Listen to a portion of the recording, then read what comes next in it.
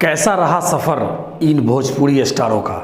चलो भाई। Number 1 Khesari Lal Yadav. Number 2 Tuntun Lal Yadav. And number 3 Pawan Singh.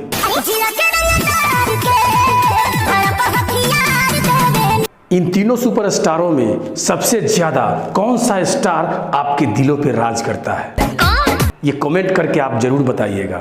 इन तीनों कलाकारों में सबसे ज्यादा घमंड किस कलाकार के अंदर है। खेसारी लाल यादव पहले ऐसे थे 25 ना 50 डाल दी काहे मुआ वतन जला, और आज भी ऐसे ही हैं। मैं भैंस चराने वाला आदमी आज यहाँ तक पहुँचा हूँ तो ऐसे थोड़ी कि। टुनटुन लाल यादव पहले ऐसे थे। हम गायक टुनटुन यादव आप सब तमाम भोजपुरिया श्रोता समाज के से पैर छू के प्रणाम करते नहीं, और आज भी ऐसे ही हैं। अच्छा कौन भैया के बर्थडे में टुनटुन भैया जा रहे हैं या नहीं मुंबई? हमारा वो लेवल नहीं है, हमारा वो लेवल नहीं है, बाद में जाएंगे जब उस लेवल पर जाएंगे। पवन सिंह ये भी पहले ऐसे ही थे के जरिए मतलब हमारे भोजपुर के पब्लिक हमारा के देखा था लोग, पर अब नहीं है। इनके अंदर घमंड कूट कूट कर भरा हुआ है। पवन सिंह से आगे जाने में दूसरा जन्म लेना पड़ेगा बेटा। खेसारी लाल यादव का पहला हिट गाना ये था। उसके बाद इस गाने ने भोजपुरी इंडस्ट्री को हिला दिया। पवन सिंह का सबसे पहला हिट गाना ये था।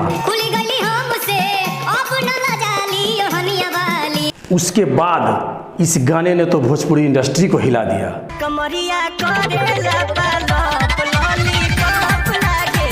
टुनटुन यादव का सबसे पहला हिट गाना ये था। उसके बाद इस गाने ने भोजपुरी इंडस्ट्री को हिला दिया।